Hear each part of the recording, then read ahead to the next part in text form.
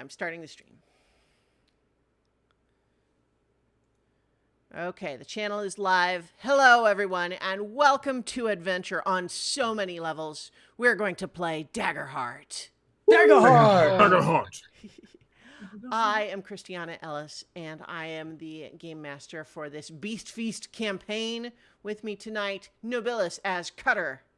Feelings? Never heard of her. Jason Banks as Clem Jr. I think things are going to get a bit brisk. Dove Archambault as Curia. I wonder how the cold happens down here. Lee Burdett as Dusty. I'm who is muted. muted. Of course she is. No, I was gonna. What I was gonna say is the water condenses on the stalactites, and then it drips down straight down your back and all the way down your pants. Yeah. And last but not least, Paul Weimer as Basilios. Down and down into the realms we go, kind of like Arnie Sacknusum, don't you know? But we face a choice to either stay through the winter or swim or hoist. We have no AS as a guide to make our ultimate choice. Very nice. So, when last we left our heroes, they had arrived at the Ribbit village of Cuisis de Grenouille, the home of their ally Riga, and discovered it in trouble because, like many of the other areas of settlement in the Plover Caves, they had suffered an infestation of invasive creatures, probably brought on by the same entities you've come to know as the Patchwork Knights. But you helped out with that, but then they also needed food. So you hunted down and slew an enormous flicker fly, and then with a quite clever bit of engineering, followed up by a daring bit of aeronautics, you brought a lot of food back to the village, which is great because they need it in order to make it through a hibernation cycle. And this hibernation cycle is apparently necessary because unseasonably, this area of the Plover Caves is undergoing a dramatic cold snap of sorts. Even as the rest of you who weren't on the glider took the slow road down with the rest of the food, you found the climate within the caves getting noticeably colder in a pretty dramatic fashion. And so it does seem like that's getting ready to happen. And so the question now then becomes, this village was always intended to be sort of a way station for you. You wanted to come here because they were able to give you information about these parts of the caves that you might not have had otherwise, and to just be, allies of common purpose for a little while with your friend Riga. But now that you're here, the question becomes, do you want to set out straight away, perhaps hoping to outrun this bit of local weather here and continue your journey down towards the lure? Or you could potentially stay during this bit of cold, stay out of the harsh weather yourself, or continue to support the village for a little while they undergo this hibernation. So tell me, Golden Nuggets, what do you have in mind here? All right. So hear me out. We wait until the water's just like all frozen. Take everything that isn't nailed down and skedaddle while they're all sleeping. No, I'm going to have to say no to that. we are not stealing from Riga and her people. Also, I mean, Yeah. they're going to be asleep. Who's to be able to know? And we'll be long gone by the time that I'll know, now, and I will not be able to also, live with myself. Given that Riga saved our lives further up in the caves, I'm going to say that would be a very, very bad idea. yes, but also, now, I will say, the one half of your plan does sound good. The idea of using this cold to our advantage, depending on how cold it gets, to freeze over the water and make it a little bit easier to cross the saltines, might actually be a good idea. That does make sense. Okay, well, I guess One of the I guess things I could be you good with that. haven't talked about yet is because there was a pressing need to get the food right away, you haven't really actually had any conversation with them yet about what routes they might recommend to go Yeah. deeper. And Yeah. I think that's a good next step. We should talk Yeah, to let's. Riga and her people and see what they think about that. But also, Yeah. we should find out how their actual hibernation cycle works, because they can't sleep the whole time, right? They need the food, right? Mm-hmm. And it would go bad if they didn't use it. I know a lot of Dusty knows a little bit about this, had this explanation a little bit already. It is indeed, they're not just asleep the whole time. Mostly what it is more like they're stocking themselves up in like a little bit of a like insulated cabin with lots of food. And they're just really kind of not going outside at all if they can help it. And they do sleep a lot, but it's not like they're unconscious continuously. It's really, and this is, believe it or not, actually true of real frogs that quote unquote hibernate. They're not literally completely buried in mud. They would not be able to breathe. They do actually move around a lot. They try to minimize movement. Their body, processes slow down, but they're not just unconscious the whole time. So like that in this situation, it's mostly about saying, it's cold out there, dangerously cold. Let's stay inside where it's warm. Right. But in a That's way okay. that you need to have supplies sufficient for that to happen. And they get into these big giant frog piles. Mm-hmm. They do that. Yeah. Right. But that does mean that if we did stay, or at least for a while anyway, that would give us a chance to try out some hunting to get some more food for them. It'd be a good benefit to give for Riga and all her help. Yeah. I mean, the cold doesn't bother me that much. Well, I'm kind of like them. Reference. I'm not a fan of it, but it's fine. Yeah, I mean, winter hunting is something I'm used to, because happens, every year up top. So Oh yes, my dad told me stories of this. It's this weird fairy tale story about a land called Icewind Dale, where a group of adventurers went to fight some cold lady in the mountains, and there was some weird ranger who liked to shoot really weird. hmm, yeah, that's one thing. Trick shots are rarely ever worth it. My teacher always said center of mass. Indeed, ring the bell. Oh, so many references. So many. Yeah. But when they work, oh man, do they work. True, yes. Yes, Miracles can happen sometimes. indeed. Anyway, we should figure out what the Riga and the villagers would recommend for us to Yeah. do. Yeah. Oh, And do they actually want us to stay? Is another question we should be asking. Yeah, I mean, we yeah, don't want to just that- sit there and Assume, mooch yeah. off their Absolutely. supplies. and mighty GM on high. Mm-hmm. Do we see anywhere in Rega's people's area a fancy dancy telescopy thing to talk to our friend up top? Well, you have not seen one, but that is certainly something you could ask them about. Ooh. Yeah, are there any telescopes? Weird telescopes from the surface. Periscope. Looking at a periscope. Thank you, not Yes. telescope. Because he might have some books or something to help us out about how people have delved this deep. Because Mm-hmm. Oh, yeah. someone had to name it. Yeah. Mhm. Yeah. Well, I mean, Although, to someone be had sure- to make sure the periscopes got there.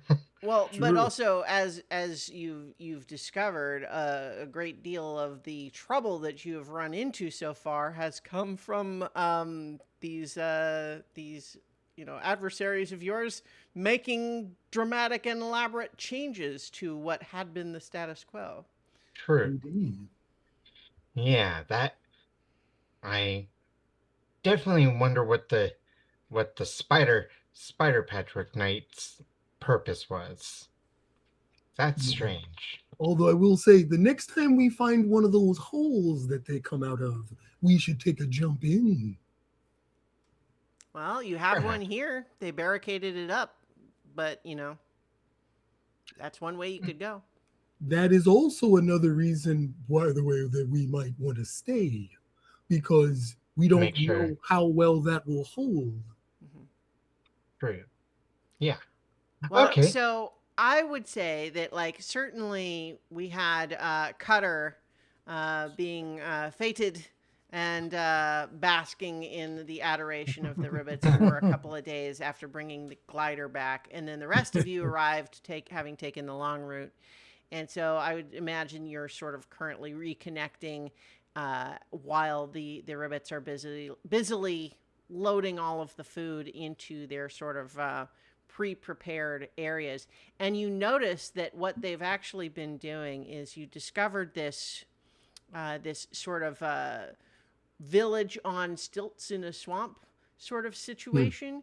What they actually do when they're preparing for the hibernation is that they have a bunch of stuff that seems to be just like lining the walls of the huts normally, that they actually bring down and around.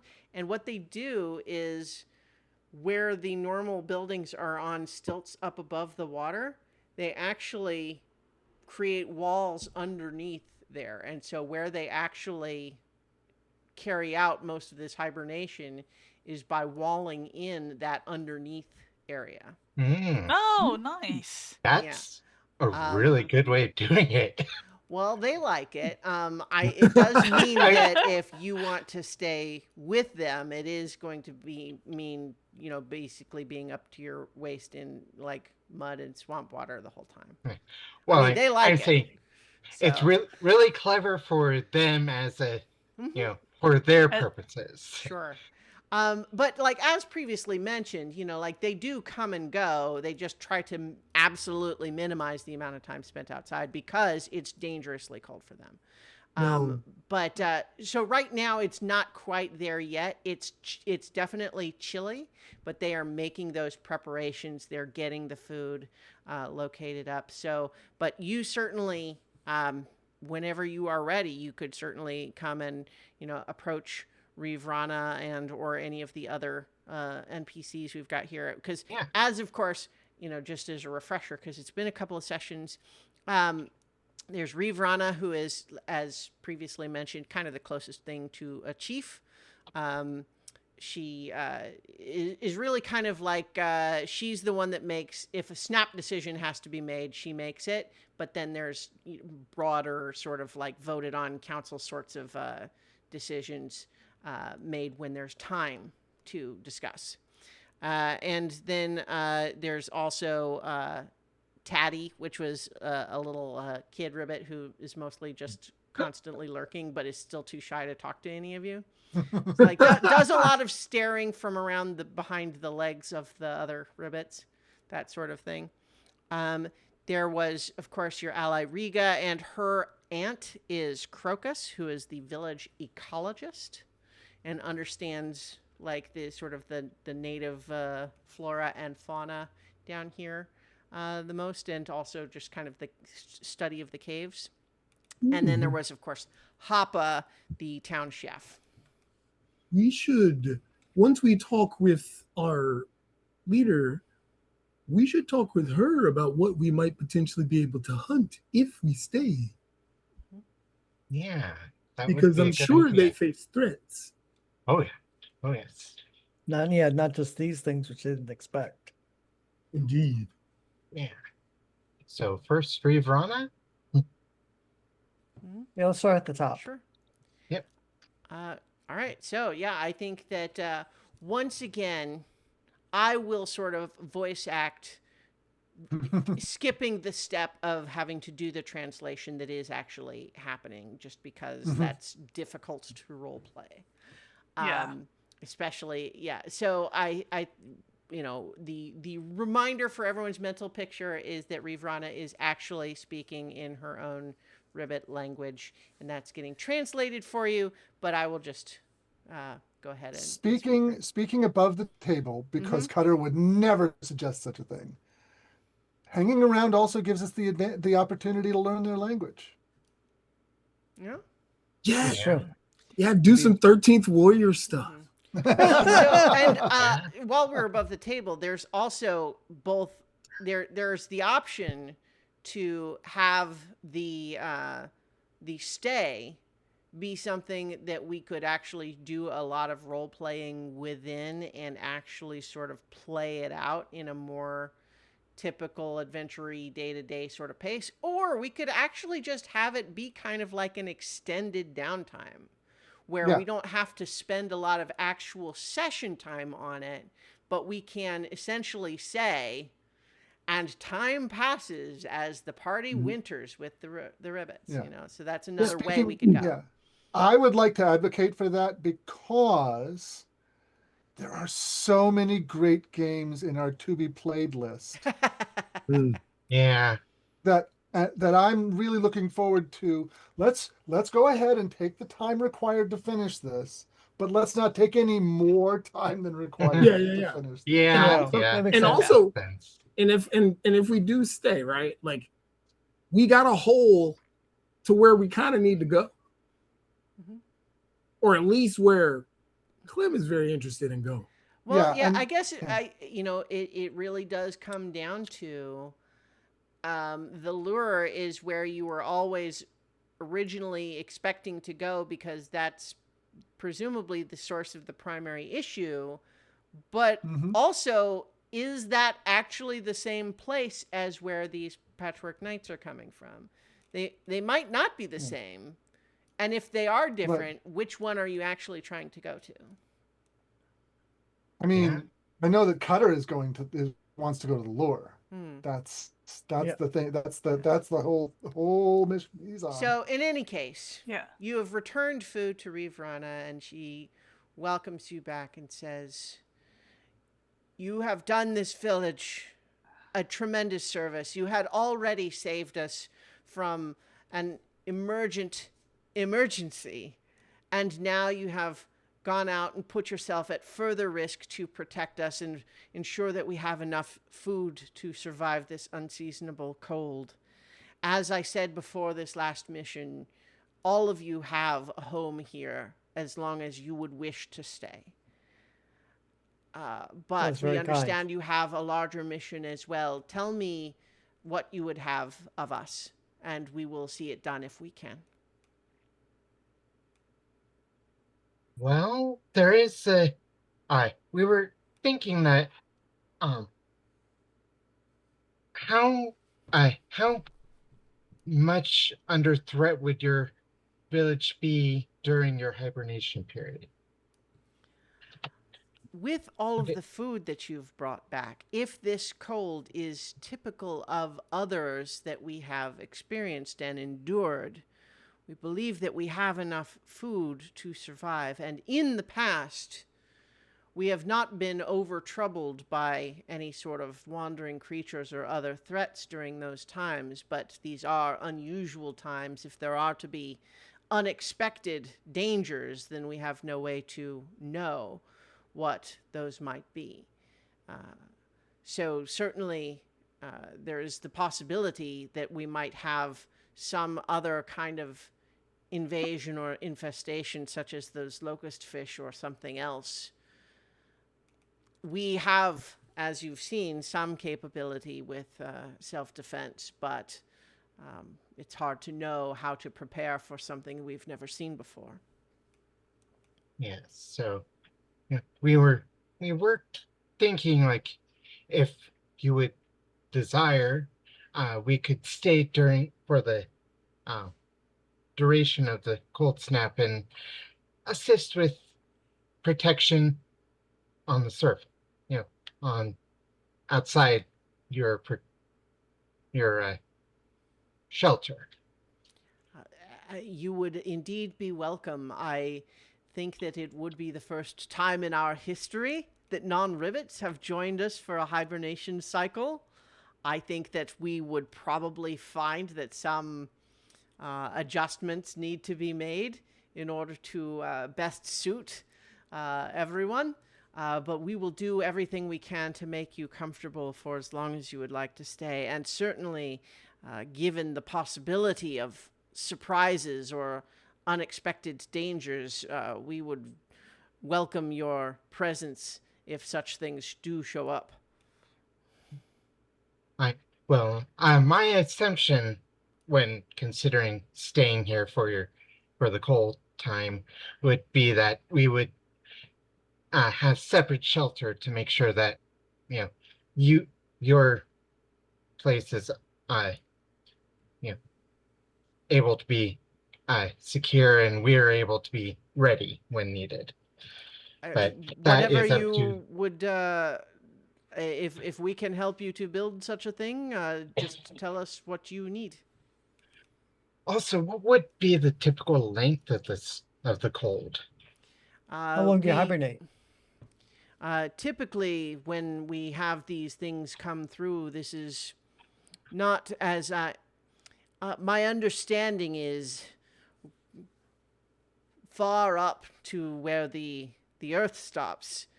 There are regular seasons that are predictable and of known duration. That is generally not the case here. This is more like a wandering storm that produces dangerous temperatures for sometimes a few weeks, but generally not longer than that.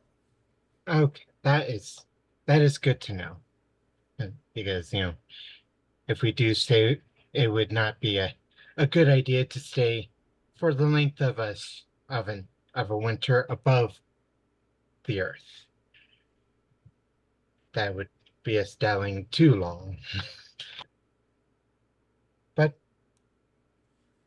yes, and if we were to go, would you have a recommendation of a path to follow going all the way down to the lure? The lure is The war.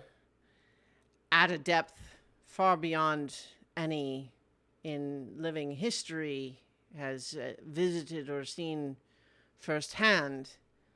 But we have had our explorers, such as Riga, delve into the abyssal layer, which is the layer below us now, the Ravenous Ravine or the Catacombs. The two pathways are one is perhaps shorter in terms of sheer distance, and this would be to go via Dusty's home of Mentosa and then into the Ravenous Ravine. However, the danger there for such as yourselves is that there is a significant degree of underwater travel required for that route. And Yes. I know the dwarves have some cunning machines designed to produce that, but I don't know if that would be a desirable path for you or not. Meanwhile, I'm a big fan of cunning machines. well, I can see why you might be. Curiosity, do you breathe? In order to stop breathing, I'd have to stop talking, and that ain't happening. I wouldn't have guessed it. But in any case, You don't know me that well, do you? I guess. Well, no, we over the last couple of days we've certainly discovered how much you like to talk. Snap. We some of our younglings have started imitating some of your common phrases, and we don't know what they mean. But yes. In any case, the other way that you could travel is up through the abyss in somewhat the same direction that you pursued the flickerfly, but then from there to travel to the Saltines, and from there you could either go up across the Griddlefell Bridge, or you could travel along the surface of the reflection of stars, either direction past the Saltines, and then you could go through a number of caverns that have their own hazards, but you would then be able to descend through those into the catacombs. Either of those places does present significant dangers, but of a differing variety, and I suppose it really which route would be preferable is more of a question for you. I can tell you the sorts of threats that we have encountered in those places, but which you are best equipped to handle, you would know better than we. Mhm. Dacia, your people, the cutting machines that your people have created, is that something that you know much about? Well, I don't know much about them. I'm more of a soft sciences kind of dwarf. Hmm. Um, but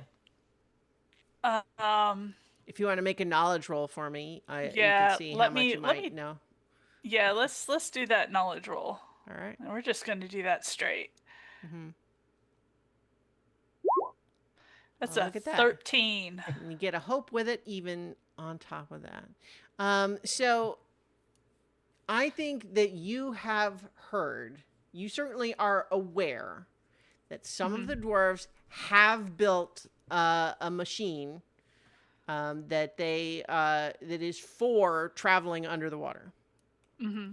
And it is designed to go some amount of distance. However, I think that there's a reason that they call it like the Submariner 8. Yeah. Oh. Uh-oh, what happened to 1 to 7? Well, exactly. and And the answer actually is they're not sure, Yeah. Ah, okay.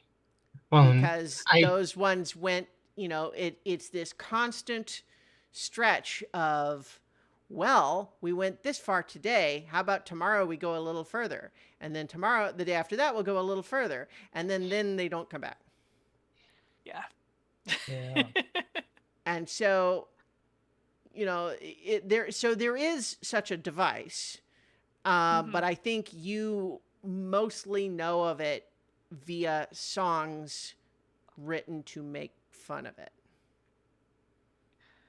hmm. You know, I think judging by that, I don't know if I would want to trust it for something as important as this. So that makes my opinion, saltines. Well, I think there's also just like, do the players think it would be more fun to be in a submarine story for a little while? But Yeah. Yeah. I mean, Well, I in know, character Yeah. is in character, I can tell you that I know a lot of songs about those things breaking and not even underwater. I mean, So if it's meant to be underwater, I would assume it would break less when it's underwater. you'd think. Yeah, You'd something, think. something. Well, there was Daggerheart there and was the Fellowship. Submariner 1.5, which technically fell off of the loading hoist before it got put in the water, and it crushed the guy who was Yeah. designing that one. So Yeah.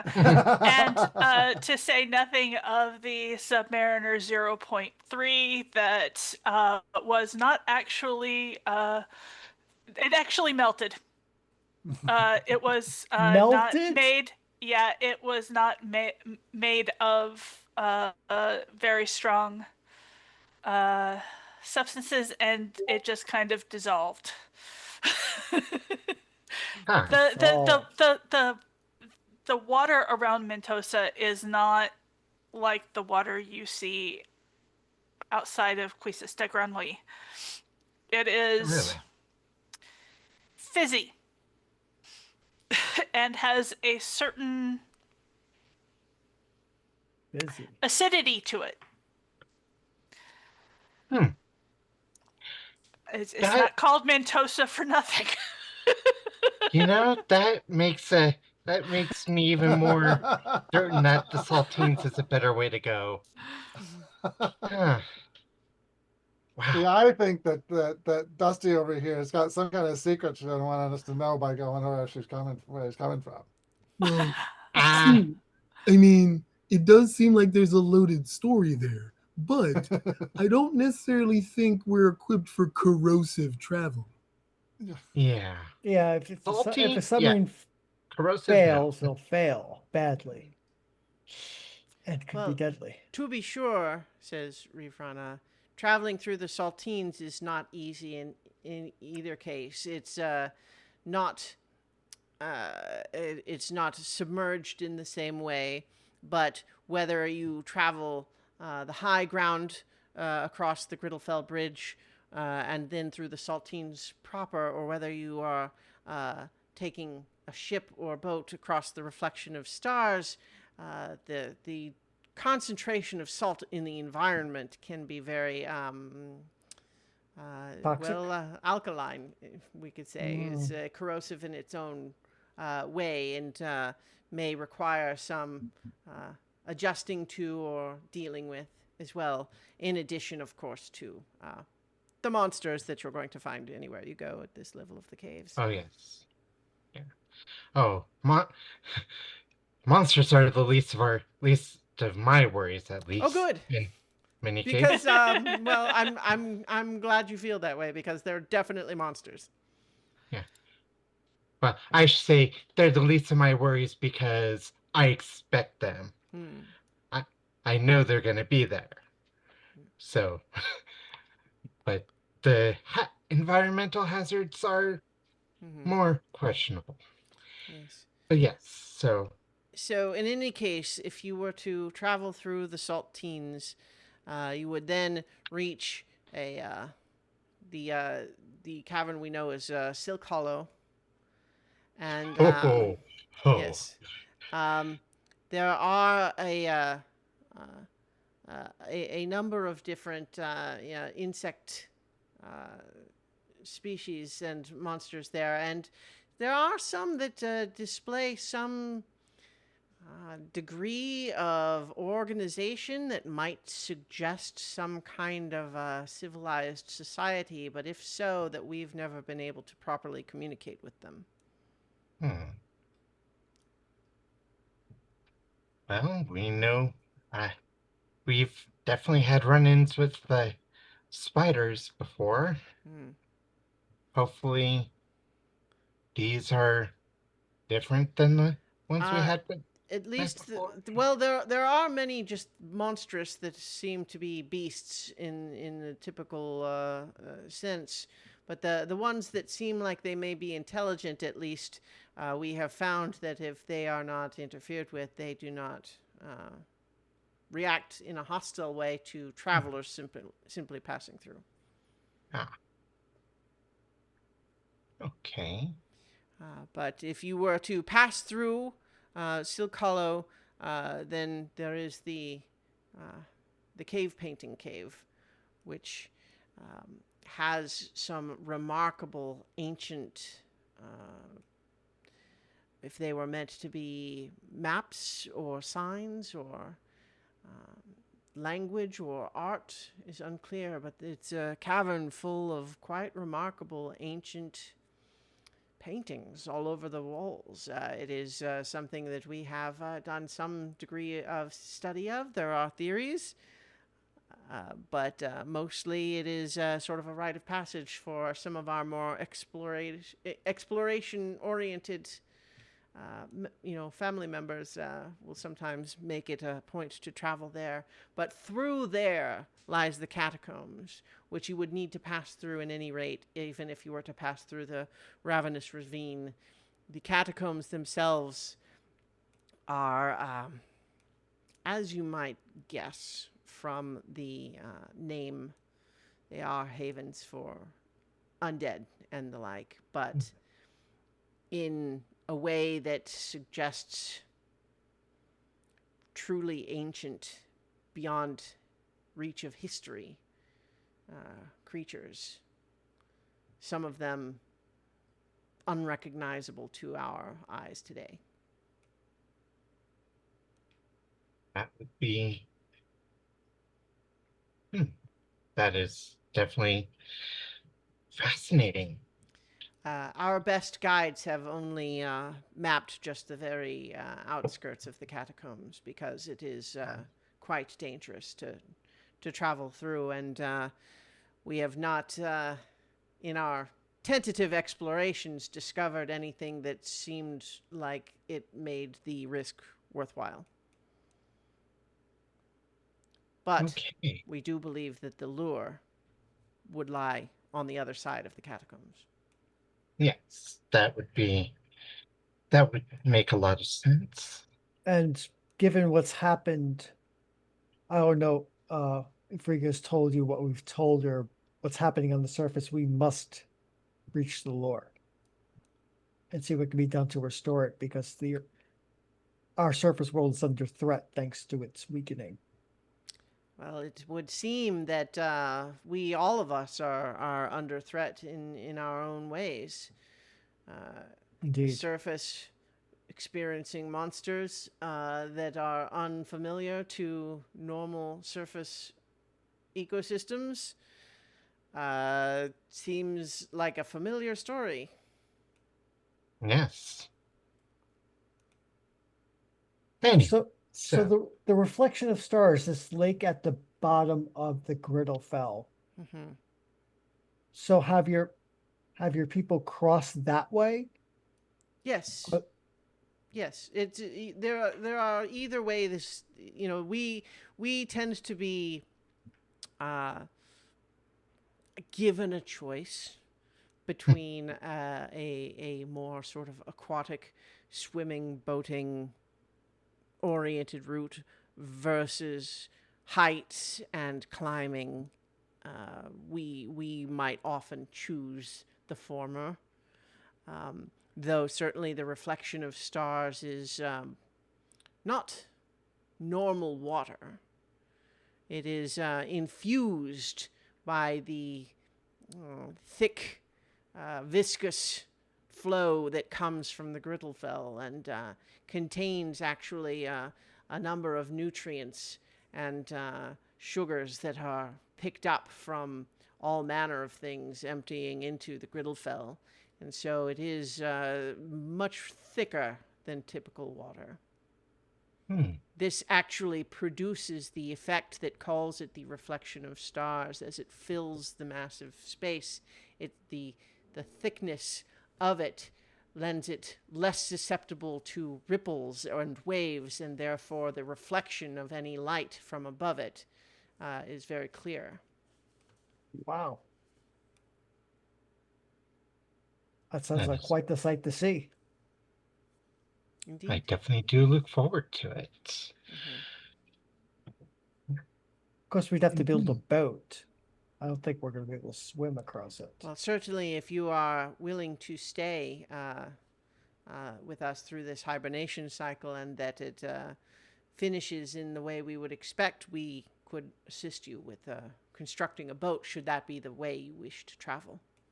And also, we could scavenge that glider. It was done pretty well. I mean, didn't the glider actually survive pretty well? It did, yeah. Right. Yeah. Mm-hmm.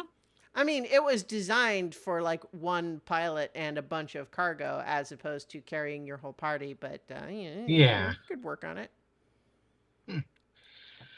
Well, that would be a project for the time we wait. It is big though. Like the distance that you'd have to be traveling is big. It's not like just like we're gliding down this one very tall cliff face. It's more like we're traveling many miles. I mean, perhaps I could almost see us making it into kind of a boat.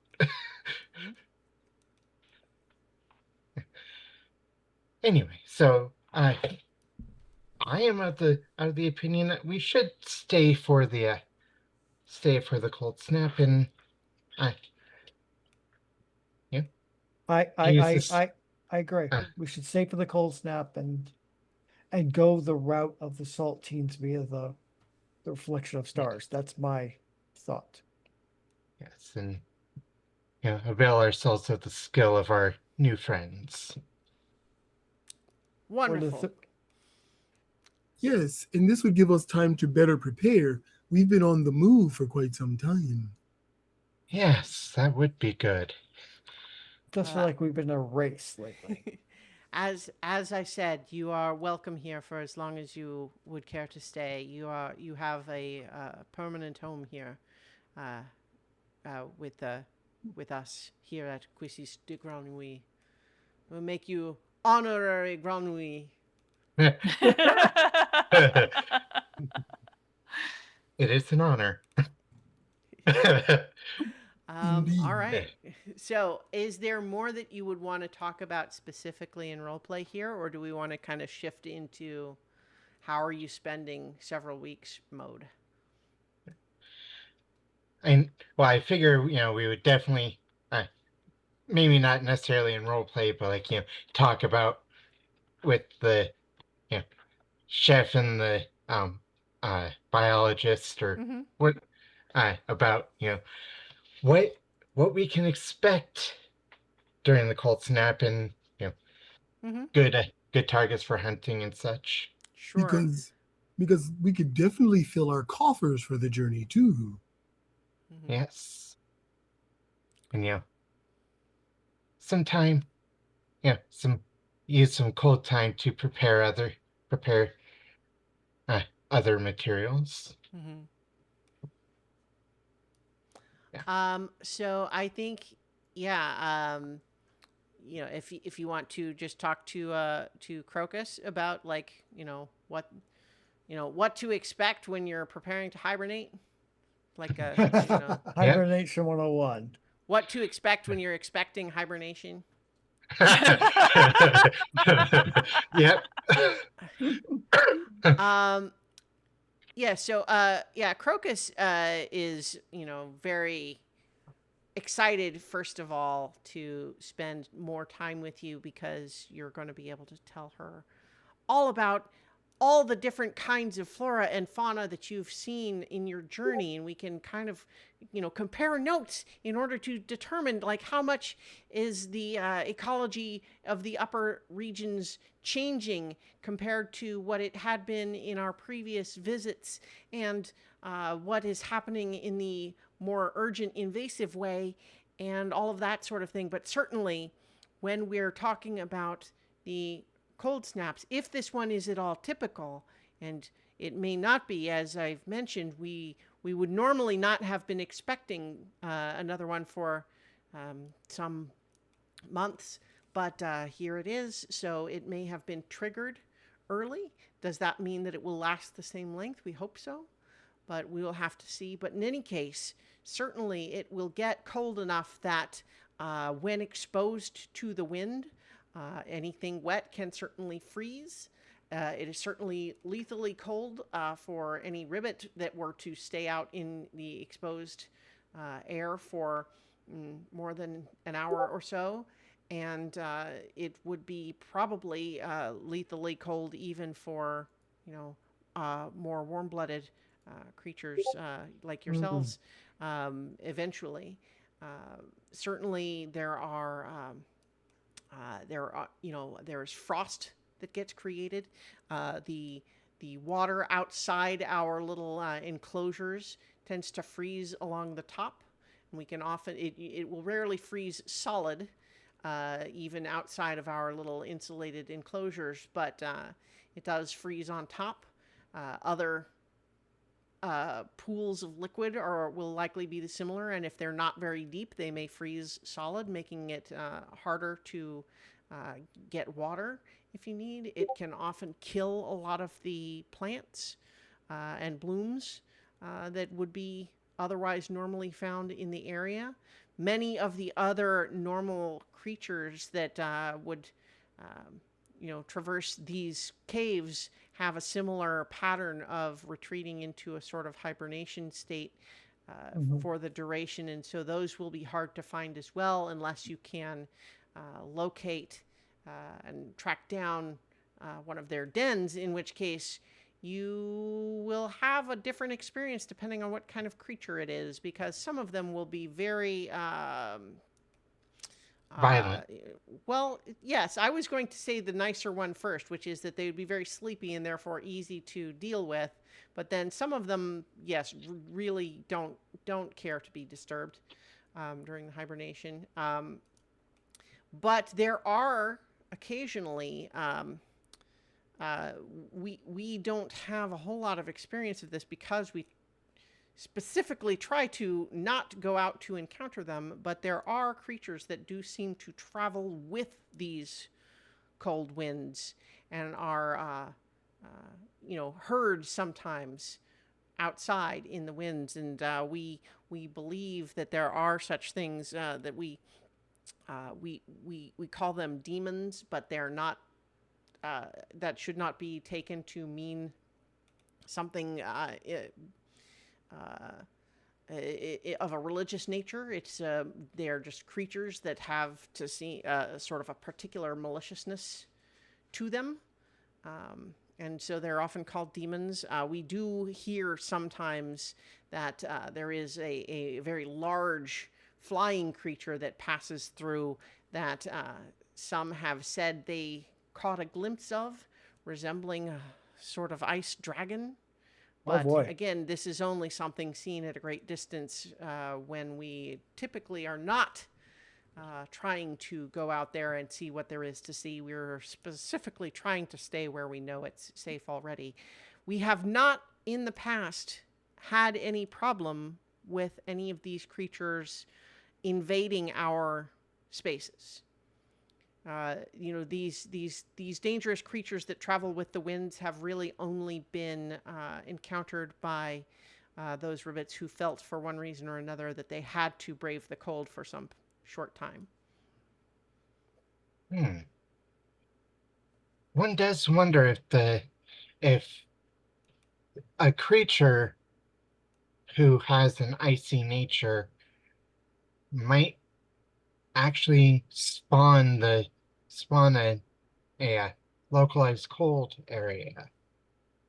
And So a perhaps yeah. that is a very interesting theory. So the idea then that the creature is not merely traveling along with the winds of cold as convenience, but perhaps actually generating it. And therefore, Yeah. the unseasonable cold may be the result of an unseasonable migration by this creature. Yes, which honestly would match all the other disruptions that we've encountered. That is a theory that I find plausible, but difficult to verify.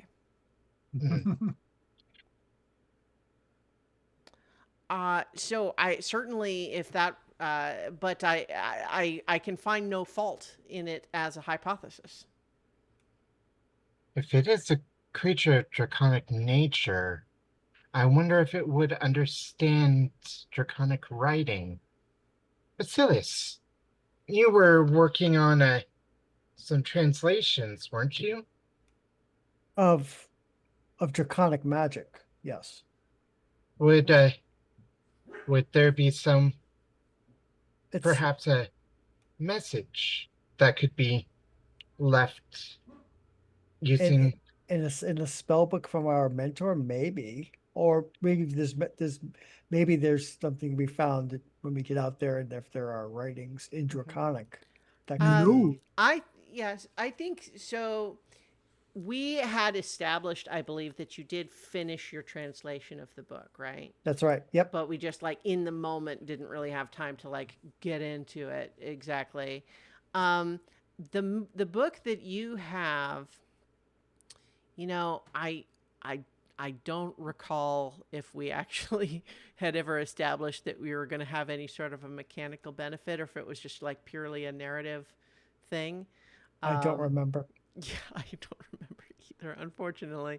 But so in terms of when it was originally, given, but I think what here is that there are, of course, many of the greater dragons do have distinct elemental properties to them and are known for changing the environment of their surroundings. And so an ice dragon absolutely could have this sort of effect that you're talking about. So it just is, as a further idea that maybe if there was in fact an ice dragon, that could do this. Be carrying winter along with it. Yeah. Yes. Now that said, it sounds like there has been a pattern of approximately regular pass-throughs for some time that is now being disrupted. Why that might be, obviously there's a lot going on right now. Maybe that has something to do with it. But also what that dragon might think about it is different.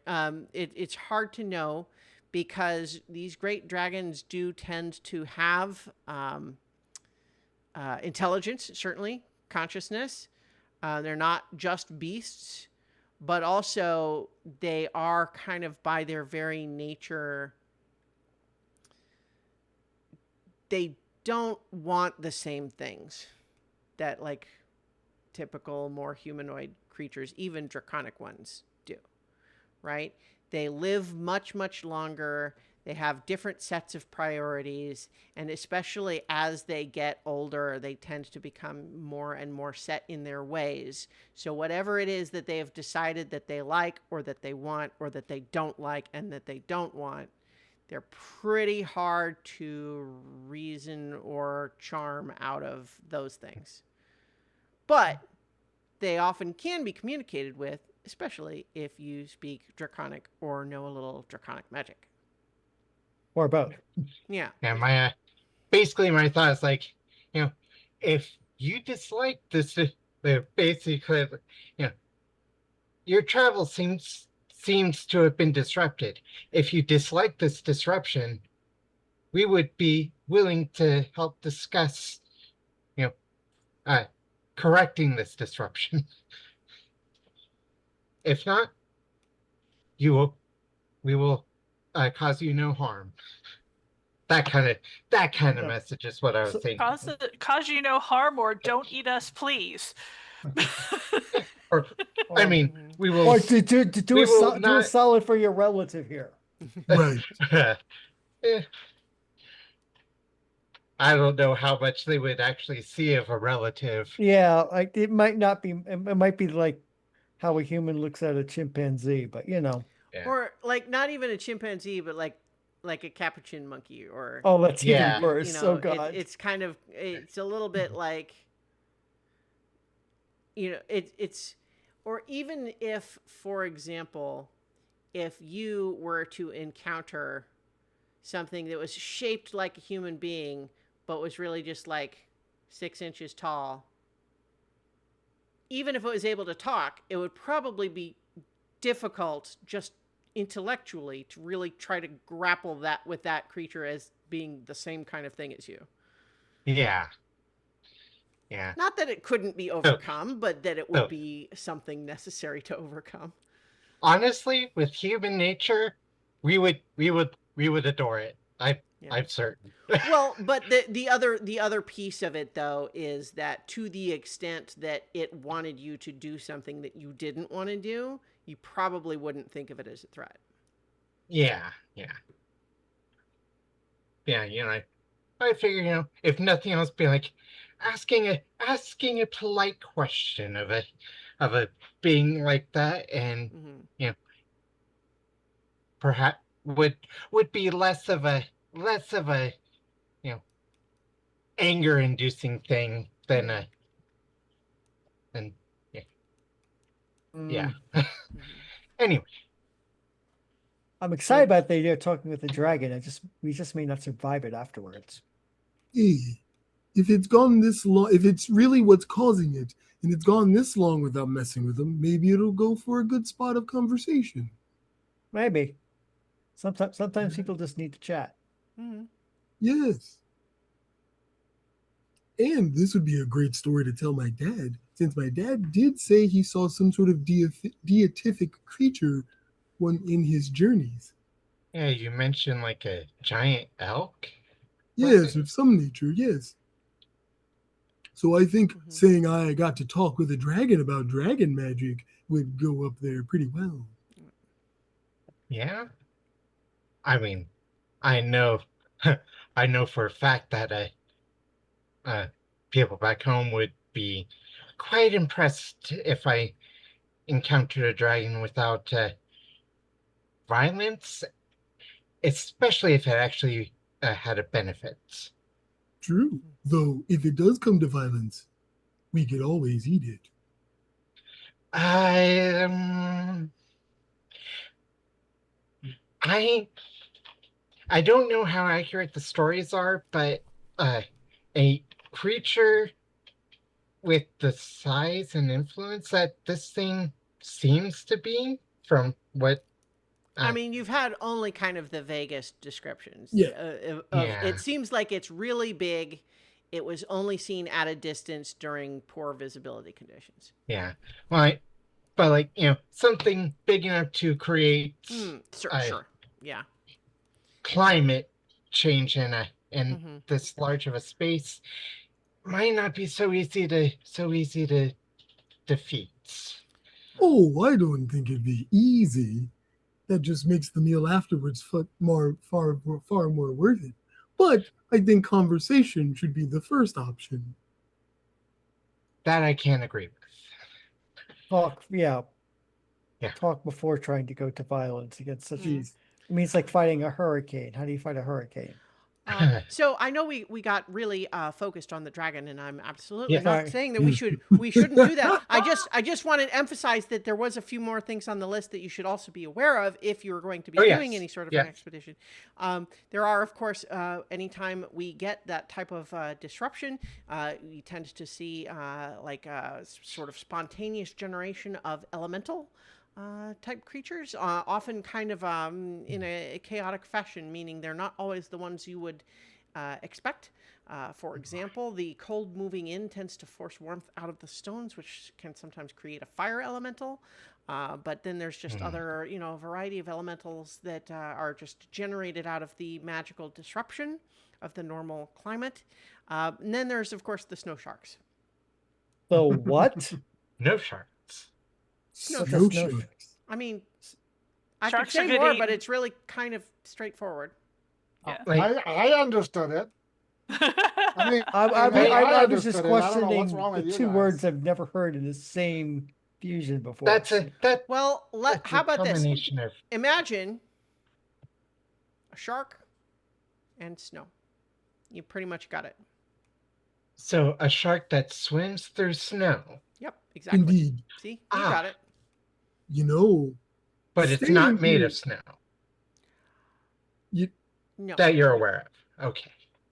Okay. Well, a good way to find out will be to try and eat one. Oh yes, like I would that is feel our, like that would be modus much more of operandi. an appropriate target than Because remember, as much as we would love to figure out what's going on with the plague, we also need to fill out our cookbook. yes, definitely. It's fair. Okay. And Yes. what better Any way to do other that in the winter? particular threats that you are aware of? Certainly, I think the cold itself is really the one that we tend to be the most worried about, which is the reason that we generally don't spend a lot of time looking for the others. But those are the things that we have primarily encountered during these sorts of cold snaps. Now, when we're ready to talk about what you might encounter further on your journey, I'd be happy to discuss that as well. But that we started with what's going to be around here when it's super cold. Yes, I think further along on the journey would be better discussed after the cold, since there's more time. There will be more time after the cold, hopefully. Yes, that. Huh. Okay. All right.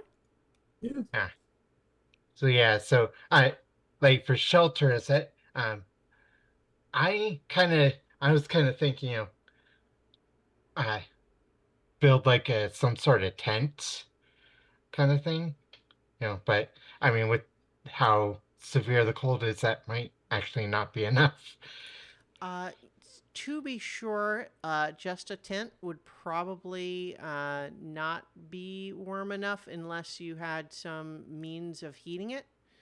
Yeah. Um, uh, the part of the way that their whole little setup works is there's kind of like warm springs ultimately deep beneath kind of the muddy bottom of their swamp. And so as Oh, long as okay. they can protect a part of it from losing that heat to the air, Ah, they're preserved by the warmth from the ground. okay. Um, so that is kind of how their normal setup works. But if you like, certainly if you created like a teepee style thing that you could have like a fire inside, that's potentially Yeah. people Yeah. have lived that way, Yeah. or an igloo for Uh, that matter. yeah. Mhm. Well, we don't have snow yet for an igloo.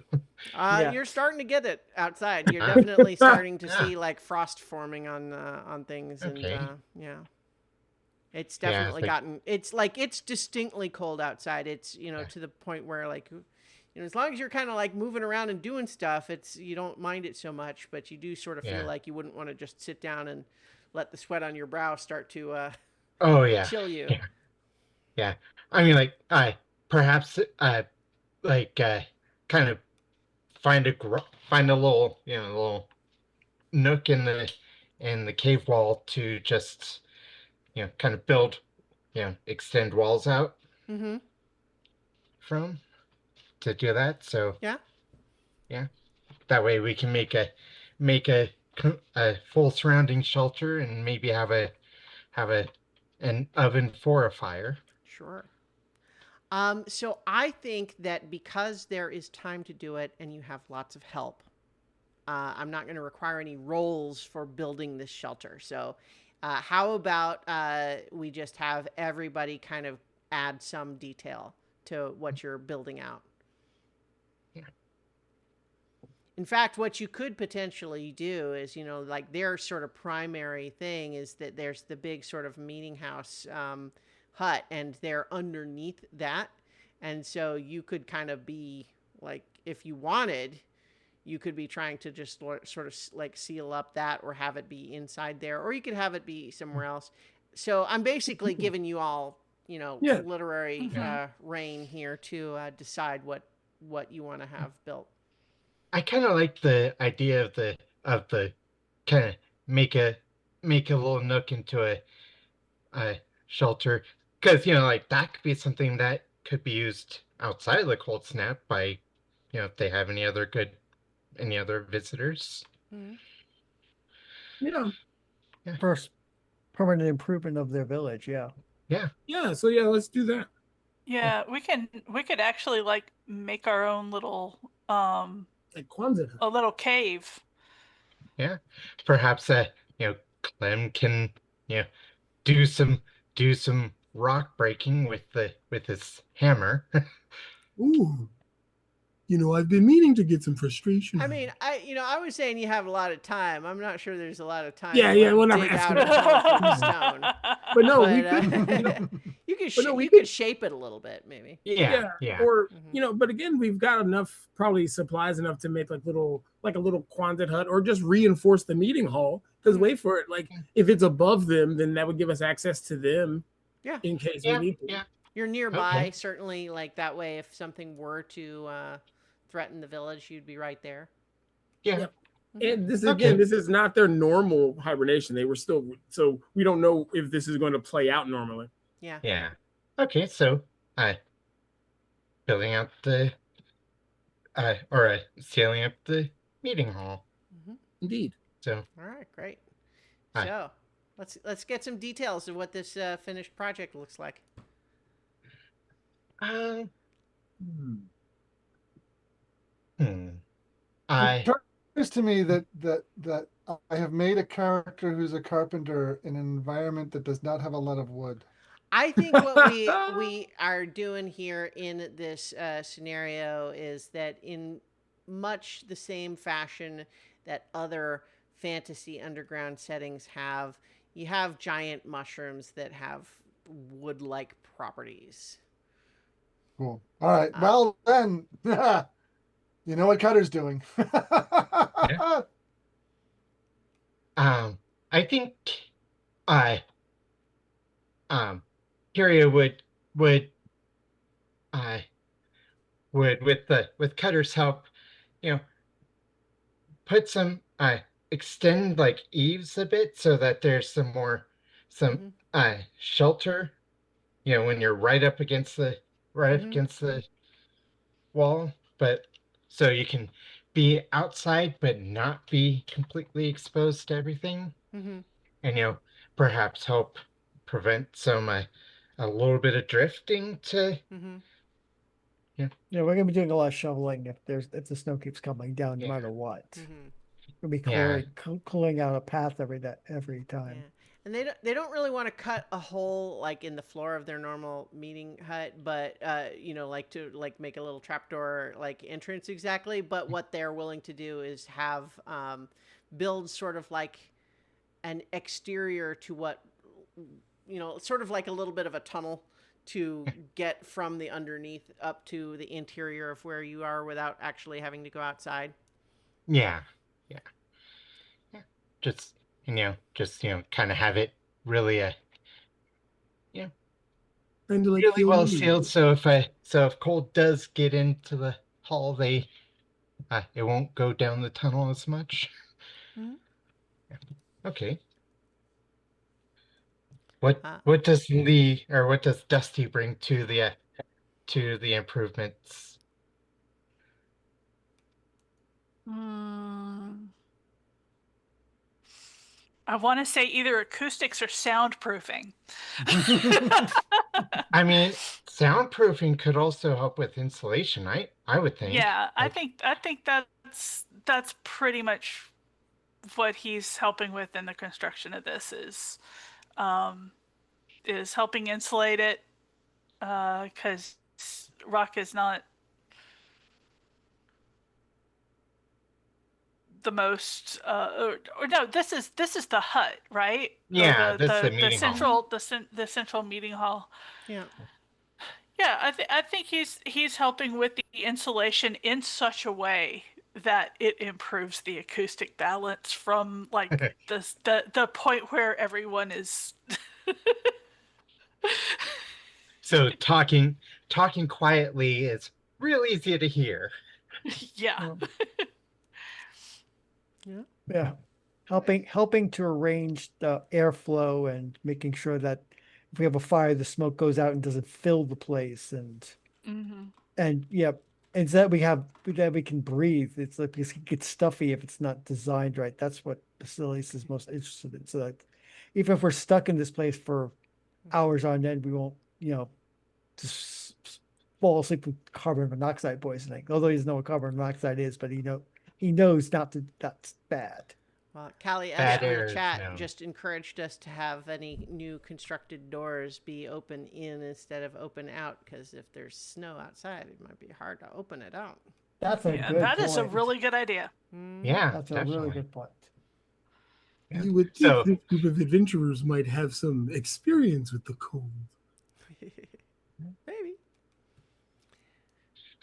yeah, And it's like yeah, that I do remember one particularly bad winter. The main hall uh, on the castle actually uh, got stuck shut because of how much snow drifted against it. That so yeah, Mm-hmm. that was a cold day. So, in any case, do we have any more details we'd like to add just for yeah, the painting a little picture here of where you're going to be well, spending and next to the presumably evenings?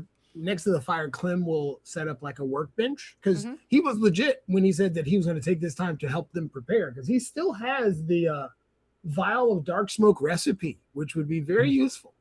Mm-hmm. Mm. Oh yeah, to make some of that, right? Yeah. Yeah. Sure. Mhm. And he's got other projects to work on too. Yeah.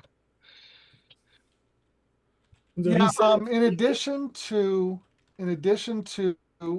cutting wood and bringing it back for this thing, um, Cutter is going to make a life-size wooden statue of himself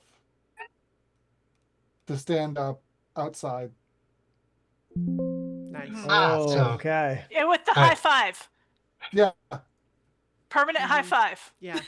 Well, or at least a high one. Well, I was going to say the high five. I love the idea there because it becomes a ribbit kid game, like to show they can jump high enough to give the statue A high five. Yeah. And my thought is like, if something comes through that would want to immediately attack anything humanoid, hey, it's The decoy. a decoy. So we'll know it. They came through. Sure. All right. Did we get a detail from you, Basilius? Yeah, I talked about the aeration and Yes. making sure Yes. airflow. Right. So in any case, then, I think that you are able to construct this, and certainly over the next couple of days, as it all gets built, it does in fact get colder and colder to the point where it is consistently below freezing now outside there, and you do see blowing in on the wind increasing drifts of snow, and this is perhaps something you might not have ever expected to encounter deep underground, but sure enough, something is making it out there in the dark, and it is drifting now in.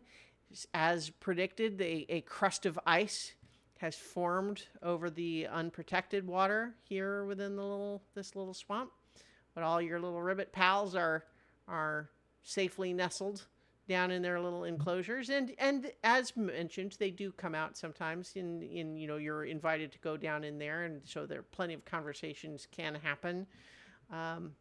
They are, I think some of them are interested in the idea. I think I think that there's a little while where the kids are so excited to have a place that's not down in the mud, that's also not cold, that like they find it like really neat to kind of keep going back and forth, to the point where it's actually a problem, and it becomes a little bit like some of the Reeve has to actually start enforcing a little bit of discipline on it, because they're not taking it seriously. They're just, they're excited, but sometimes when you're excited, you still need to have it explained to you that it's like, no, oh no, you letting the cold in is actually a problem. And the more do need you to stop. the more the entrance is used, the more likely it is to be to the ceiling to not work. Yeah. But I think that even though it is certainly not what they normally have prepared, because it's not normally easy to come by, but it seems like those flickerfly eggs are, Hoppa has found a variety of interesting ways to prepare them in ways that the ribbits are enjoying, amongst the other things that they did have salvaged from before.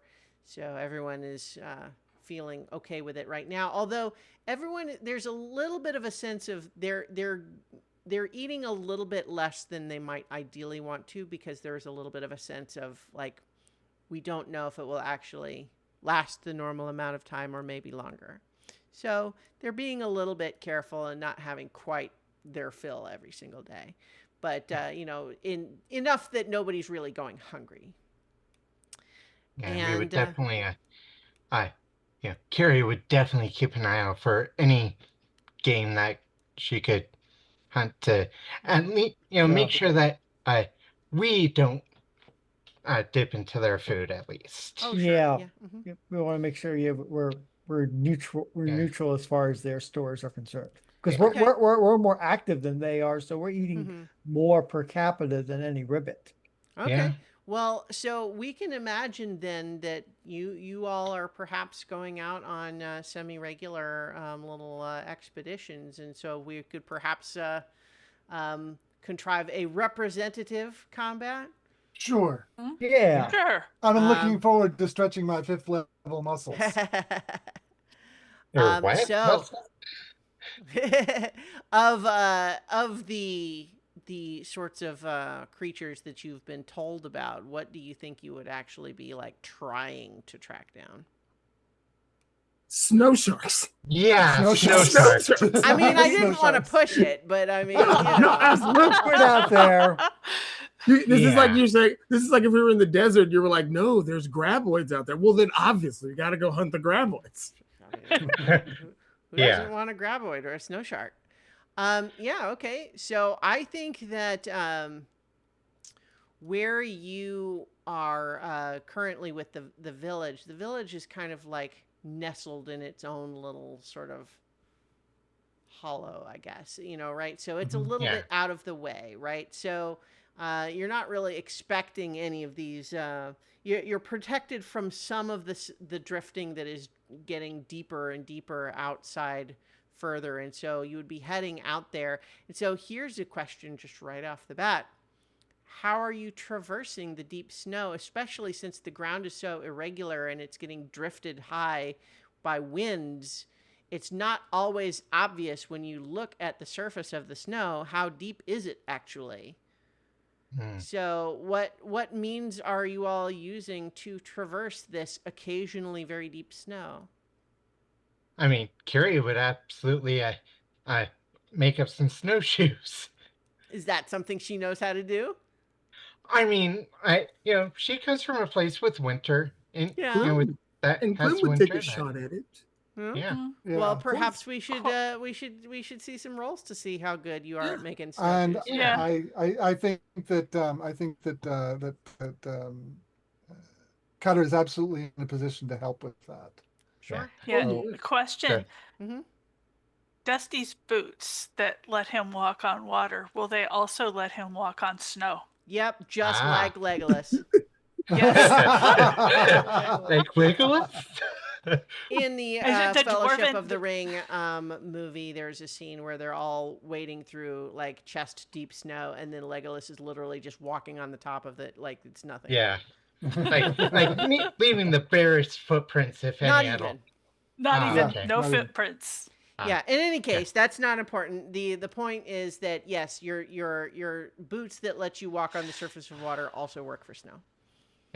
So I think instinct and spend hope for use dangerous terrain. Mm-hmm. Okay. So Well, and it sounds like you're getting help too. So go ahead and do that roll with advantage.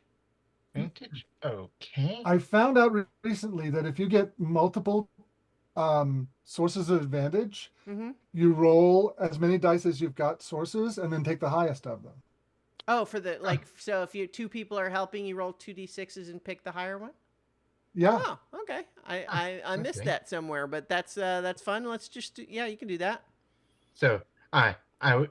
So Cutter would be helping. Would Clem be Mhm. helping? Oh Yeah. yeah. Okay. Sure. I read my father's notes. He is a tinker after all. Okay. It's not letting me add another one, so. Yeah, I don't know how to It's- make demiplane do that, but Oh, whoa. Okay. Never mind. It did well, roll. yeah. So however it did that is seems like it's not optimal. So it looks like a 3 and a 6 on the hope and fear die, Yeah. and then And one of the D6s was a 6. So well, it also on my screen looks like it rolled 11 of them, or Oh. four d6s Yeah, 4. rather. Oh well, I don't. Oh, okay. actually, I'm not sure where you got. 6, 12, 15, Okay. 20. So actually, it automatically. It Does took that, the so- largest one. Okay. Okay. So it's Wait. 20 with fear. Wait. Okay, but how do 3 and 6 plus? Yeah, it does not. Yeah, even plus 6 would still just be 15, not 20. Plus Yeah. 5 for his. For curious. Yeah. Triton. Okay. Sure. Okay, that makes sense. Yeah. All right. Yeah. So 20. I think. Yeah. It's. I'm going to go ahead and take a fear, but you Yep. do. you make those snowshoes for everyone who needs them. I think that it is there's a learning curve. Yeah. When it Mhm, comes mhm. to getting used to moving around on them. And I think also part of the struggle here is that even with snowshoes you know how to use, it's You're also still just a little sometimes awkward. it's hard to know like how deep is that snow, what's Yeah. underneath it. Like, so even if you were to sink down just a little bit, is it flat ground underneath that, or is it spiky sharp rocks, or what? Yeah. And it's sometimes hard to tell. So the landscape is transformed in a meaningful way. And you do have the benefit, more or less, as long as you're not out too long, that you can usually find your way back because you can follow your own tracks. But Yeah. generally speaking, there's enough wind that overnight it will pretty much cover up any tracks that you Yeah. had from the day before. So in any case, though, because we've got this as a representative of perhaps multiple excursions, rather than have you do a lot of tracking for this specific one, we can recount one of the hunting expeditions where you did, in fact, find some snow sharks. Does that sound That sounds acceptable great. to you all? Mm. Yes. Excellent. Snow So- sharks. Snow sharks. Yeah. I think that you you've seen here and there, some evidence of other creatures that have been attempting to do their own hibernation or just survive if otherwise. And so here and there, you'll see like tracks from something or other leading to like a little hollow or something like that. You're seeing also like a lot of the various mushrooms and fungus and everything react to the cold differently. But then you do at one point come across an area where it does seem as though it's almost like a frozen lake, in the sense that the snow on it is just, you see the snow, but it has produced a place where it seems to be a very level, flat surface over quite a range, like like 150 feet across, let's say. And it's very sort of smooth, but you see evidence in the middle of it that there looks like there was something that disrupted the surface there in a way that has left kind of almost like a little bit of a crater, where you, as you approach and you look at it more carefully, it does look like perhaps something was walking across this snow and then it was violently pulled underneath the snow by something else. Oh dear. Oh, Yeah, yeah. yeah. So, would you have brought something that is intended to try to lure some snow sharks? Yeah. I mean, I, probably would have arranged to get basically some I've got bait. a whole party full of chums. You don't want to. Yeah. I mean, Better. Yeah, You- just remember, my long luxuriant beard will make the shark taste awful. and we could have brought maybe some of the egg from the flicker fly eggs as bait or Mhm. something of Oh that yeah, nature. yeah. Or if there were any of those locust fish that Yeah. Yeah, rec- the locust fish. recall those were all burned because the Burned, yes. worry Okay. was that they Attract not more only gave off a toxic sort of oil, Yeah, but also okay. the smell was attracting other predators. But I guess Okay. you did save some, so I Yeah, guess like- you could use the some that you saved for this. True. Hmm. Yeah. Maybe we'll get lucky and a flicker fly will show up. Yeah. All right. Some So that's definitions of the word interesting. lucky. Yeah. So I think what do you do with it? Are you just like dragging it along, or? I think Kyria would probably, you know, kind of kind of get a, you know, tie a rope to it and to one end, one end of a rope to it, the other end anchor it into a, or actually somehow get like a hook Mm-hmm. so that basically the hook can be the fish can be on a hook and tossed out, and the snow shark can bite it, get hooked, and then and be kept within a reasonable range while we fight it. Uh, Like Well, we could, anchor the other end to okay. Well, so I feel like that's like creating a device that we might need Oh to yeah, like, no. we could do that, but I don't think that's something you We just could like just- have on you, unless we we could want take- to say you took time to make it, and then we could do a roll to see. Well, we've got some of those. We had some of those mushrooms that we helped use to make our structure. Mhm. We could use some, like maybe some of the like, it's a frog village. They've probably got a plant of some sort of like lily pad. Use that to make a satchel to put the fish parts in, so it doesn't stink outside of it while we're trying to get out. Mhm. And then we just kind of chuck it into the field where we think the sharks are, and let them go after it.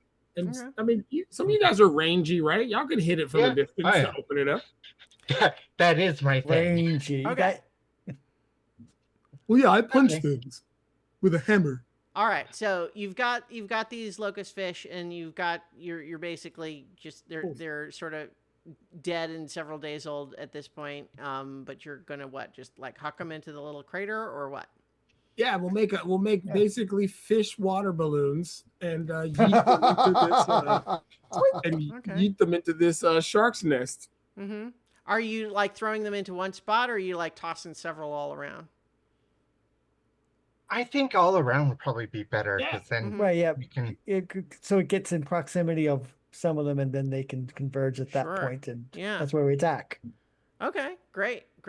So I think that you've tossed out several, and then there's just a period of now it's the waiting game, and like are you like each carefully watching one of the locations, or are you just kind of Oh, like? So I think what I'm going to have everyone do here is to everyone make an instinct roll here, because it's one thing to say, oh, we're all waiting and all watching, but I think this is not like a right away thing. It's not like seconds go by, right? It's this is partly to see how well you are able to maintain attention. And spinning a hope to use Huntress. Oh, okay. Okay. Oh, wait, no, that's not it. I haven't used this Mhm. before. The low light living from the underborn community. Mm-hmm. When you're in a low light or heavy shadow, you have advantage on rolls to hide, investigate, or perceive details Sure. Yeah. Well, that so sounds good. here's a question within that about area. that, though. I love that, but I also think that if the others are needing to have light with them in order to see it all, does that negate the low light? What do you think? That's why I asked, Mhm. because I was thinking that this would be, Dusty could keep, they could keep an eye on an area that is well lit. Dusty could keep an eye on an area that is not so well lit. Sure. Yeah. Did we not get one from Dusty? Or Not you're yet. waiting to do the roll because of, okay. Yeah, I Yeah. think that with you, when you're in the light that the others are carrying around, you maybe don't have that advantage, but you could also, like, if you wanted to move a little further away from everybody else, Yeah. where you're I'll, not I'll, in the I'll light. take that risk. I'll take Okay. that risk. To have advantage on the thing, because I have a flat goose egg All right. for this trait. Oh, nice. Wow. Um, Dove and Dusty see the world. They see all things. yeah. So I think that Kyria and Dusty, actually, I think that there is all everyone but Cutter I imagine Cutter's just like gets bored pretty quick with the waiting part. Oh, I yeah. got an 11, so, Oh, so yeah. Clem must have got some Start snow in his singing eye. the farewell and adieu to your fair Spanish lady. And Clem gets distracted and he's like, We're trying to hunt. Yeah. Show me the way to go home. I'm tired and I want to go to bed. Everyone's seen Jaws, right? I Yep. think we've actually had this come up before. Anyway, I know that scene. yes. So in any case, I think what happens first is snow makes kind of a sort of like shifting, squeaking sound sometimes, right? Like just when it's like moving around. And I think at first there's just a little bit of you hear a little bit of that and he's like, wait, was that something else or is that just one of my friends kind of shifting weight or something? And then you hear it a little bit more. And then you look and you see that one of the places that you've placed one of these little fish balloons, there's like a little mound of snow that sort of goes vroom, and then it just kind of swallows it up from underneath, like the sandworms in Dune. And so you've definitely seen that one of these things has just been like taken by something under the snow. Under the snow. So you're just, The snow. are you just like standing around to see what else might happen, or Kyria sees that and would immediately fire basically right ahead of it, right ahead of the direction. All right. Well, so you certainly had a high enough instinct roll there. I'm not going to belabor that point. I think that I'm taking one more fear here from the one roll with fear, but everyone else gets the hope from your rolls with hope. But yeah, so go ahead and make your attack on that first one that you see. Okay. Or that you believe you have detected. I'm going to spend a hope to make it a focus. I think I'm actually, well, okay, never mind. I was just about to say roll with disadvantage because technically you think you know approximately where it is, but it's you're firing where you hope it is, but you don't actually see it, and it's through snow. But that's a 9 on the roll anyway. Yeah. So I think that go ahead and take your hope that you reacted so quickly that you notice as it. As you miss, you nonetheless see it react to the arrow in such a way that the glimpse of a fin emerges from the surface of the snow briefly before submerging again. So you know that it was there and that they also have a fin that will be visible if it's close enough to the surface. But what I'm also going to go ahead and do right now is I'm going to spend 3 fear just because I got it to burn right now. To have the camera reveal that as everybody is now looking to see if Kyria hit that one, I'm going to show 3 more fins arise out of the snow, headed in your direction from behind where you are because you're all looking at the one. Oh, staring. Oh no. Yes. And so I spent the fear, so I'm going to go ahead and interrupt. I'm going to go ahead and just have each of those attack. So let's see. One is going to get, I think Dusty, by virtue of literally just standing on top and not sinking in even a little bit, is probably not as obvious to them. So this is going to be against Kyria, Clem, and Basilius. Okay. Where is? See, this is the disadvantage of being made out of meat. Yes. Okay. So that first one's we got people turning the camera. Oh, wait, did Millie just join? Or no, we have a double Jason for the moment. Yeah, it's causing everything to be out of sync for a moment. That's okay. I'm sure it'll fix soon. So in any case, I said Curia, Dusty, Basilios in that order, I think. Mhm. So, Yep. Curia, that's a 20 headed your way. Kyria, Clem, and Basilius. Okay. Oh, yes, you're right. You're right. Yes. Curia Yeah. still first with a 20 coming your way against your Yeah, evasion. that hits Yeah. quite a bit. Okay, great. So that's going to be Dun, dun, dun, dun. 16 physical damage. And when a snow shark makes a successful attack, all PCs within far range lose a hope and I gain a fear. Yeah, that's Wow. all. Okay. Damn it. Because they're scary. Another one of They came from those. behind you and it's like, oh God. And also, it has a rending bite. And so when it makes a successful attack, the target must mark an armor slot without receiving its benefits. Oh no. Oh no. Yeah. So yeah, I just Yeah. took a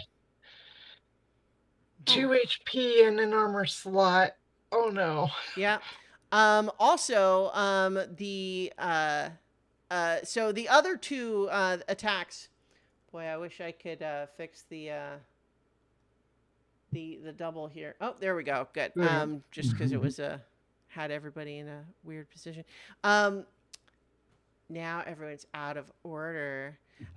So the other two attacks against Clem and Basilios were an 8 and a 10 respectively, which I think probably both miss. Yep. Now I Depends on- am going to I was I'm gonna going say to depends on activate which my one. vengeance ability. Okay. When an adversary within melee range succeeds on an attack against it's against me. Okay. I thought it was against it. Okay. No, never mind. That's fine. Go ahead. Okay, I've got to get everyone back in their right spots. Oh, for Pete's sake, why is this so hard? Okay. Sorry, I didn't process what you were saying because I was getting everybody reoriented. No, I thought a power was useful in this case and it's not. So never mind. Okay.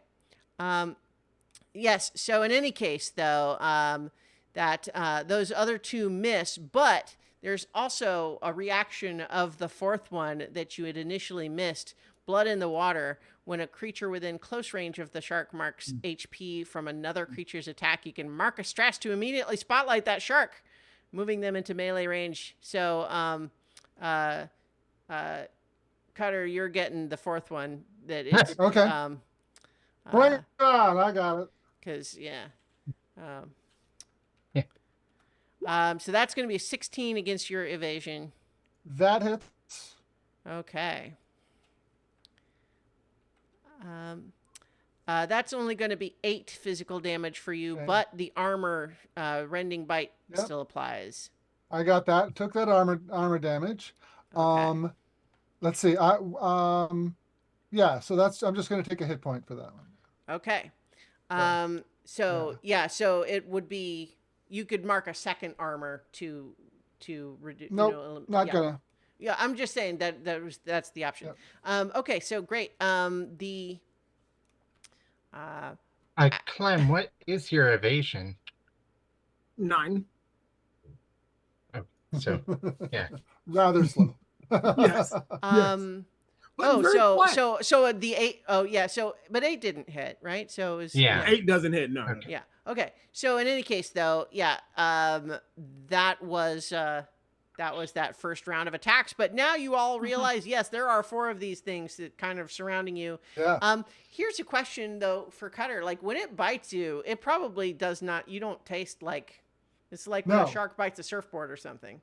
Yeah. Like yeah, so, yeah. it's gonna go blah. Yeah. Yeah. Yeah. Well, same to you, buddy. And Yeah. I am going to go unstoppable. Okay. Oh boy. So, basically, I have now got a D6 on my character sheet. It's starting at 1, Mhm. and every time I hit something, I increase it. While I'm unstoppable, all damage is reduced by 1 step. So severe becomes major, major, minor, minor goes away entirely. Mhm. To add the current value of my die to any damage I do, and I can't be restrained or vulnerable. So here we go. All right. All right. Nice. So let me Certainly got start one of them by right on you there. yeah. So I'm going to start attacking that guy. Okay. Oops, I don't want that. Let me. And like there's a temptation here to give you some elaborate description of these things, but I feel like the whole bit was really just no, they're sharks in the snow. Yep. That's what it And is. Yeah, I will exactly. spend. Well, Yeah. I'll spend a hope while I still have it because Okay. I'm probably going to run it out pretty far Mhm. to get use my measure once, cut twice experience. Oh, that's right. Um, Actually, so when that second one hit Cutter, yeah, Oh, everyone should have also lost a hope and gained a fear, and I Oh gained a yeah. fear. Damn it. I don't like this but economy I at all. didn't actually need it because I rolled a 20, Yeah. a 25, and Yes, certainly hits. So I'm gonna go ahead and take the fear. So I got the fear from the other one, so I'm back up to 12. Boy, oh, Oh my gosh. yeah. jeez. Um, but and the yeah, go ahead and roll damage your damage. is 43. Oh, Woo! jeez. Wow. That So hurts. that's not It's enough to 2 do. away from maximum damage. Yeah, so it's not enough to do 4 hit points, but it's certainly enough to do 3. However, 3 is not enough to finish this thing off, but it's certainly a significant hit on this thing. You've Yeah. you're like, what does this look like? You just digging So into it with this sword? um, it's well, well,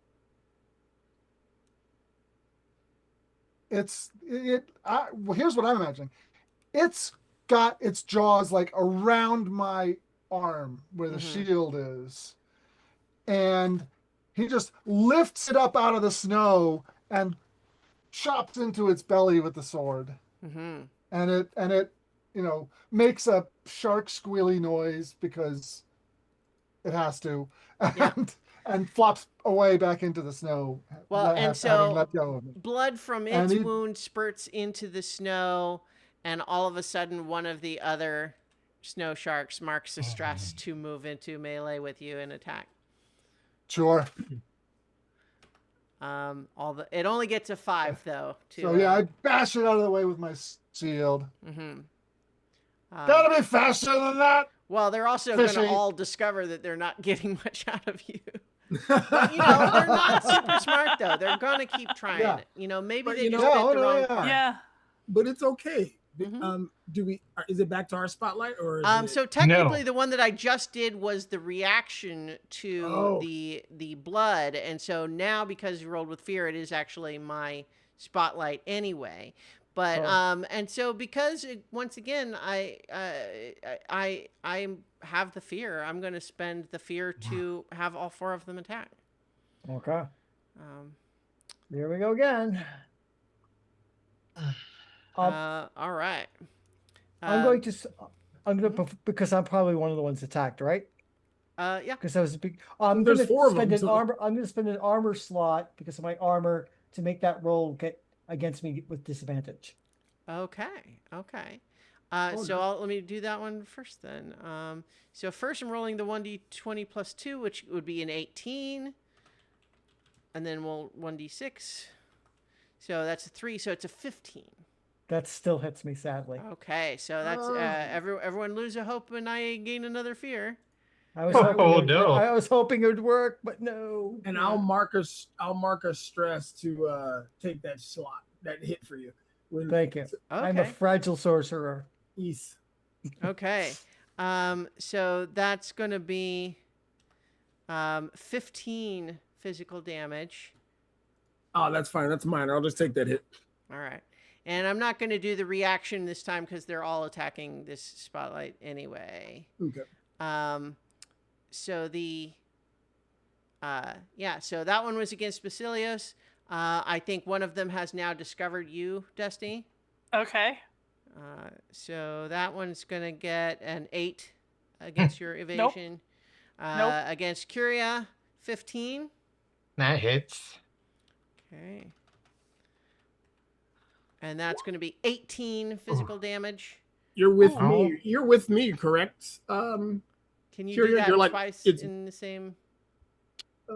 Let's see. When an ally within very close range would take damage, you can mark a stress to stand in the way. I mean, okay, I guess if you want to Yeah. keep spending the stress, sure. I will. All right, so that's another Okay. 18 physical damage. Still Remember, minor. you're having to mark the armor slot both Oh, yeah. times. Yeah. All right, great. And also, one hope away Yes, each. one more hope lost and one more fear gained for me. I don't have any more hope. Ah, well. Nope, me neither. I've only got 3 left. Yeah, I'm down to 3 too. Mm. And then the last one is on would have been on Clem anyway. Indeed. You're jumping all over. That's a natural one. So I think you are moving so fast to take the other hits that the one that was headed right for you just misses entirely. It's like, wait, what just happened? Hey, Dusty. For some reason, that turtle has twinkle toes. Yeah, how'd that work?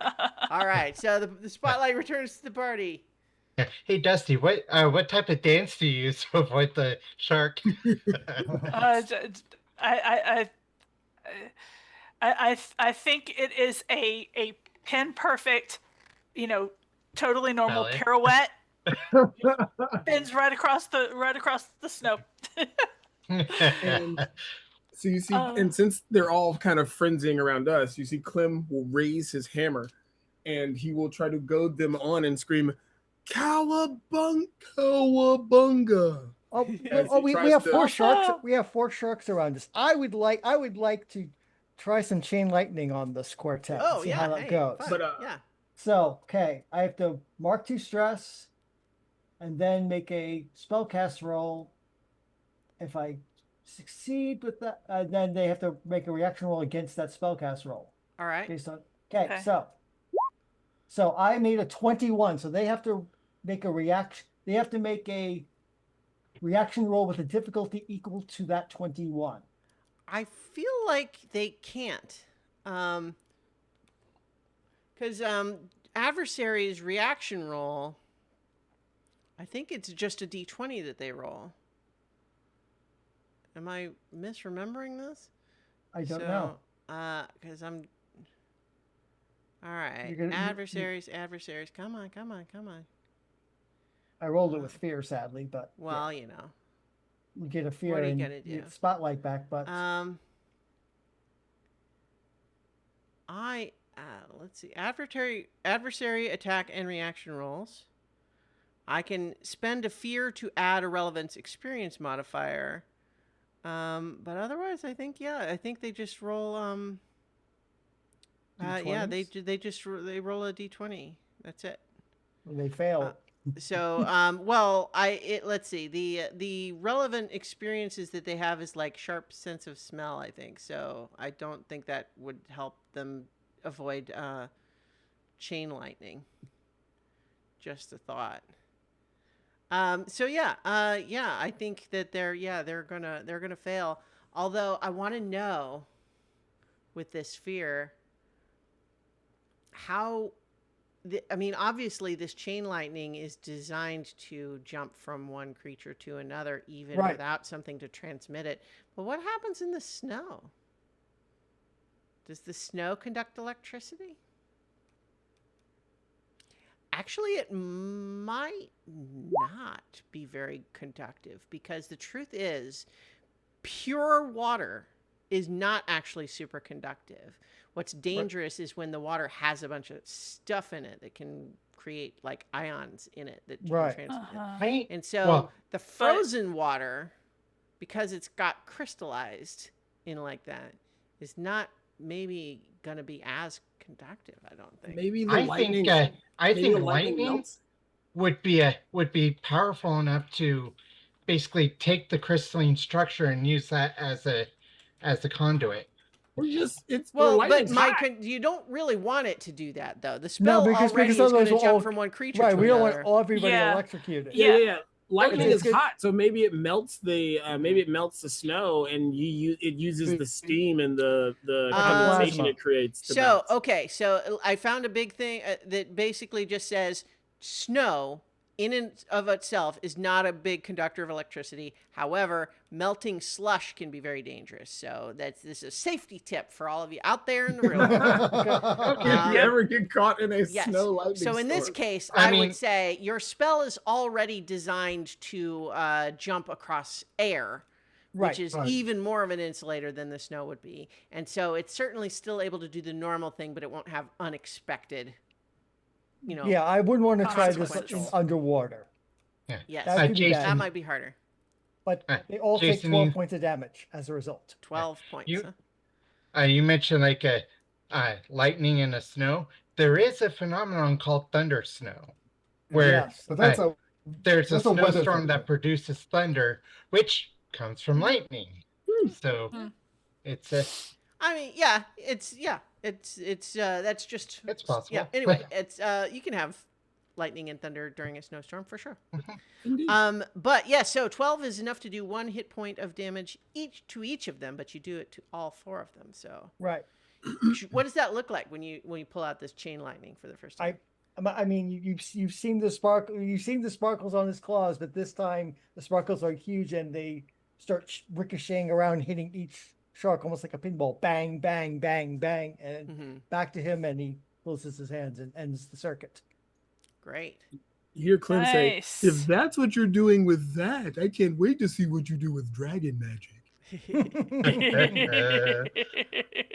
All right. So I think that the most recent source of blood that they have gotten was from Clem. So I think they are all actually going to try to swarm on no. you now, Oh Clem. no. Which means that all 4 of them are coming after you. So I am spending the fear to do the 3 additional. Okay. 1, 2, 3. All right. So against Clem is a 3, which is a natural 1. That's no good. And 11. That'll hit. A 20 and that'll a hit. 21.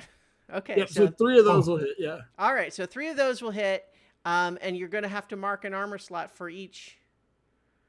They're tearing your armor to pieces here, buddy. They are. Oh boy. All right. So the first one is 22 physical damage, Okay. no. and then 9 physical damage, That's fine. and then 19. That's fine. I only took 5 points of damage there. It's fine. Okay. Oh, Well, my- and oh, of God. course, having now marked 5 armor slots also, right? Right. Yeah. Mm. How's your Oh, armor now? You see, yeah, in that one flurry, Clem's armor, you see it just shatter. Like it's gone. Like it's in tatters now. Oh dear. Oh, Yeah. yeah. All right. Naked turtle. Yeah. Right. Well, So they think they have found something to feed on, and they're working real hard at it. Good. To be fair, Clem was going to goad them anyway. So, Yeah. But sadly, they don't have the other effect of having disadvantage to attack anything else. But it's fine. I got half of what I wanted. Great. And so, I'm glad you're happy. indeed. I think in response to Clem's armor shattering, Kyria is going to try and take out one. Yeah.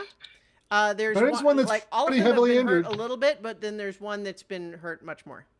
The one that Cutter Yeah. initially hit, and I think you can see that one is more injured because Yeah. now that they're like sort of frenzying at you, they're much more obvious. Yeah. Yeah. Okay. So 18 with fear. 18 But- certainly does hit. Well, Oh, how much hope did we lose from the attacks on Clem? That was 20. 3. that was all. That was all of it. Okay. Okay. Oh, yeah, Oh, and oh, that oh. reminds me. Thank you for the reminder. I can add the 3 that I just spent back. yeah. So 18 with hope, and I'm not gonna increase my damage because I'm going against the most damaged one. Okay. 17. 17 does 2 hit points to this thing, which is still not enough to finish it off. Shoot. What? Ah. That's got some Okay. pretty significant go top. thresholds. Right. Oh, there we go. My Evernote where I had my notes set up is, so it is down to 1 hit point, and I think that now that I have my, I think that is injured enough that it's going to say yikes, yikes, yikes, yipe, yipe, yipe, and start moving away. But I think actually what you watch is that it is now injured and bleeding enough that, that the other sharks are the attacking others this. finish it off. Oh wow. Yeah. Okay. Okay. I'm Three. going to say though that their successful attacks against it do still have the effect of you. If you had any hope, you It's all gone. Yeah. I don't think any of us lose have it, hope and left. I'm going to gain 1 more fear. Boy. But one of the sharks is dead though. Yeah. So- Okay. Well, are they sufficiently far away from everybody else? I mean, what do Oh, you what mean? range are they? Yeah, because I have fireball now. Okay, right. They were literally all swarming around Clem 2 Yeah. seconds ago, Yeah, Right. so but they're not far I away. didn't want No. to. Yeah. That was the thing, is I didn't want to risk hitting Clem. But if they're far enough away that I can, Why would kind you of think that they angle it. are? Why would because they one of them ran away and the other one's chased No, it down. one and of them killed turned to run because it was injured, and the other okay. Yeah, snuck- jumped on it. Yeah. oh, okay. it. Okay. Don't worry about it, because Clem okay. don't worry about it, because if you want that idea, Clem will set you up. But first, Clem is going to use a couple of things you guys haven't seen Clem use before. And Oh. he'll take a moment and he'll hold his pendant on his chest and he'll be like, he'll just take a deep breath, and you see him bathe in a light, and then he heals himself a little bit. Ooh, Nice. Oh. nice. All right. And I'll save that one because that gets rid of stress or hit points. But I'll take my sparing touch and take 2 hit points. Great. Nice. All right. And there's no roll Um, there, so party still has the spotlight. Yep, indeed. All right. I am going to cast fireball. Everybody, back up. Oh, how about this? Since they are around me, I will spend my biggest hope die to give myself 4 hope when you make this roll, to make it, before we lose it, a tag team.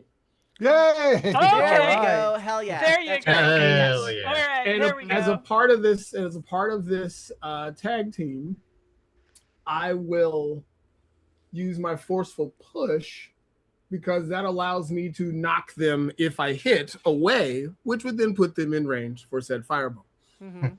We're going to get to play snow baseball with sharks. Great. And then fricassee them. Indeed. All right. Absolutely. I am up for it. Right.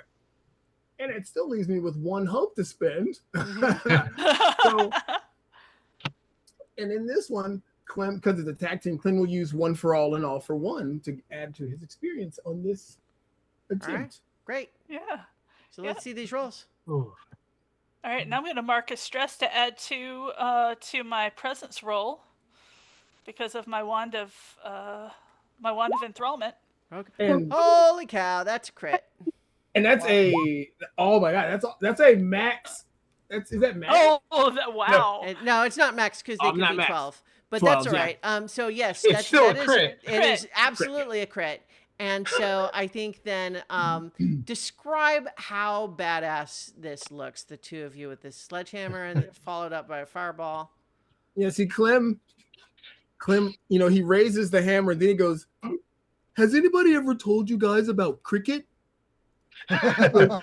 With cricket, you got to know about having a crumpet," says the words of Casey Jones. And then he will take a massive upward swing, like playing cricket, to smack these sharks. Mm-hmm. All right. And then once they're semi-airborne, Boom. so let's see Fantastic. what kind of damage this So does. you both roll crit damage. And remember you both also gain a hope clear stress with the crit. Okay, this is going to be kind of heinous. I want to see it. I can't wait. Okay, so now how is Okay, so that is actually going to be 65 plus 38. Well, no, so it's 65 plus 30. So it's 38 plus 60 because you don't add the 5 plus 5 Okay. twice. Okay. But Okay. yes, so That's still 98. 98. Yeah, 98. That's before Clem's damage. Yeah. Yes. And so Clem's damage will be 37 plus whatever it rolls. Mm-hmm. There we go. So 54. Oh yeah, D20s Wow. are murder on a crit. Okay, so we've talked about the rule of if you double the Severe. higher threshold, then it's Yeah. 4 hit points. Right. But let's see, you've like doubled that again. So I'm actually gonna say that is just so. That is just wild. So I think what happens here Dusty is runs up and gives Clem a high five. Hold well, on, no. hold on. I think what happens here, Tremors was evoked earlier. So what happens is, boom, boom, kaboom, and everyone goes, yeah. Nope. And then after a moment, you all have bits of shark raining down on you. Because these things are just, all 3 of them are absolutely blown to bits. So Yes. I would say that there is not even any question of them being alive at all. Yeah. It's just a matter of like, well, it's going to be a little bit of a pain in the butt to try to actually like collect up bits that might be. Oh yeah. Yeah. But certainly, yes, these snow sharks are definitely dead. This is a little bit of house rule. I think mechanically there's not something that would let you do 6 points of damage per se, but boy, that's a hefty crit. That's I powerful. mean, like that's an appropriate response to a crit with real good damage. Yeah, Especially a after tag team Clem. crit, both of you using heavy damage attacks. Yeah. Yeah, and Clem, and the fact that Clem just got like mauled by 4 sharks, and then he's like, "That's fine. I'll pray to my gods and be healed with pizza, and then I will smack you out of the ballpark like I was a character in Smash Bros." So I think that you've gone out on this a couple of hunting missions where you didn't really come back with anything, and then this time all the ribbits are like excited to see how did it go. But what they see is that all of you are just like spattered with like blood and like you've been in a blood rain, and and Clem is just absolutely like shredded. In both respects. How about that? Yes, Yeah. exactly. Yes. It's yeah. Like I was just gonna say, or we could go with like the Captain Kirk when he's had to have his uniform jacket get torn, because he's Yeah. been fighting. Yeah. So in any case, well done. You have absolutely killed a bunch of snow sharks. Good job. And so we are at 9:08, which I think is our usual Yeah. target time. So I think perhaps on that excellent crit, that fun image, we will rejoin this hibernation mission and see if maybe there's some attempt to identify or communicate with or whatever this ice dragon, or if the rest of your hibernation goes uneventfully. We'll find out when we return for more adventure on so many levels. So many levels. Shark Boom. tacos.